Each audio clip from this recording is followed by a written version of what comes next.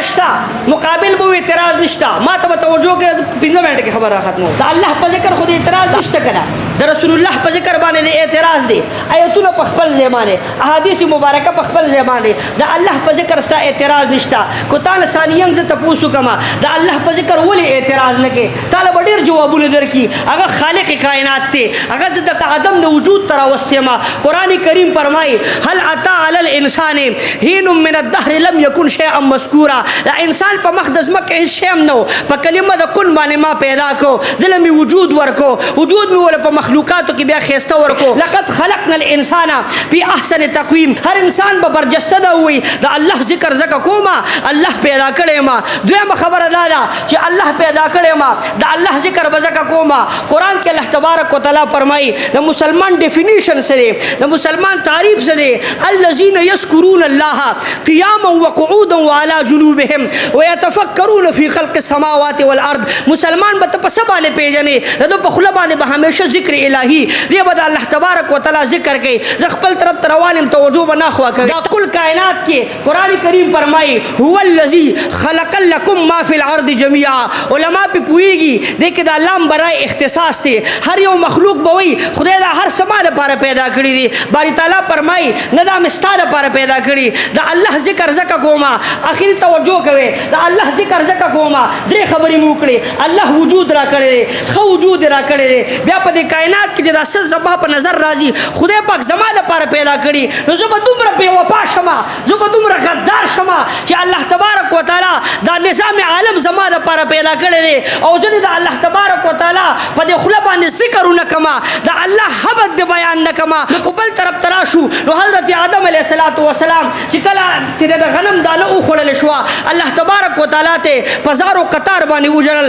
رب کریم زما د نسیان ماف کا رب کریم کوم هیر چرانه شوی دا اگر ته ماف کا رب کریم وتاغه نسیان نه ماف کو یو پیر فرمای یا رب کریم په حق د محمد علیه السلام په خاطر د نبی کریم صلی الله علیه وسلم باندې ماف کا الله تبارک وتعالى حضرت آدم علیه السلام ته فرمای اتعرف من محمد و ما محمد تا ته پښتو شتا چې محمد علیه السلام څوک دی دې ځکه توجه کې او سره حضرت آدم علیه السلام ته فرمای الله رب ذوالجلال ما ته نور پته نشتا خو چې کله تا په ما کې روح واچو ما د عرش معلا په کناره ولیدل فإني رأيت اسمه مكتوبا على ساق العرش ما د عرش معلا په کناره باندې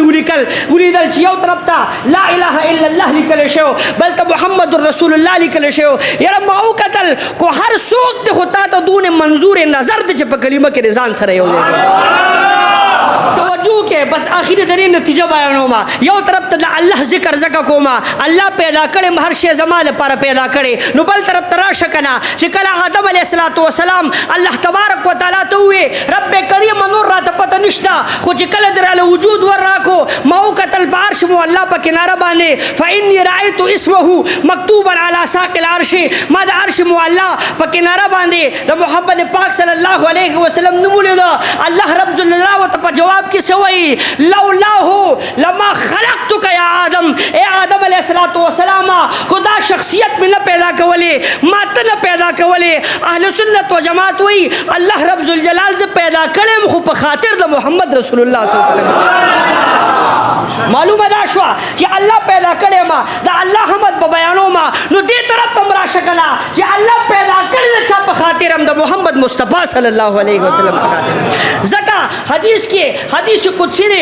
اللہ رب ذوالجلال حضرت آدم علیہ السلام ته فرمائی لولاه لما خلقتك یا آدم اے آدم علیہ السلام دا هغه چا خاطر در لراکو چې ما به تم نه پیدا کړي لولاه لما اظهرت الربوبیه ما بخپل ربوبیت نو اخکار کړي لولاه لما خلقت الافلاک ما بدا افلاک نو پیدا کړي کوما محمد علیہ السلام نو پیدا زکه غرض او مقصد میداري د میلاد ډیر آسان کنسپٹ دی چې بھائی هغه خلک وي جس کا کانا اس کا گانا یاره ته چې د چا خوري ته د خیرات خوري ته د چا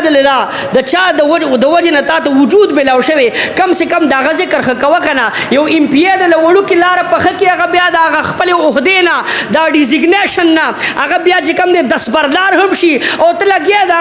صفاتونه دې نه ختميږي حضور پاک الله دا داسې عہده ورکړې ده چې په دې مقدس مکم اعلی او عرفه شخصیت دی او په روز حشر باندې هم اعلی او عرفه ځکه آدم علیه السلام خپل بچی حضرت شیس علیه السلام ته وایي الله تبارک وتعالی چې زه کله پیدا کړم جنتونو ته لاړم ما چې په جنتونو کې په شجرې طوبا باندې ولیدل د حضور پاک صلی الله علیه وسلم نوم مې ولیدو ما د شجرې طوبا په هره پاڼه ولیدل د حضور مبارک اسم ګرامی مې ولیدو ما د جنت په محلاتو باندې ولیدل د حضور مبارک اسم ګرامی مې ولیدو ما د جنت په پردو باندې ولیدل د حضور مبارک اسم ګرامی مې ولیدو ما د حورانو په تندو باندې ولیدل د حضور مبارک نوم مې ولیدو ما د تندو په دغه مابین کې ولیدل د حضور مبارک نوم مې ولیدو او اے حضرت شیس علیه السلام چې په جنت کې به مې خی طرف ته کتل هم به د حضور نوم په نظر راتلو او چې ګس طرف ته به مې کتلو هم د حضور نوم به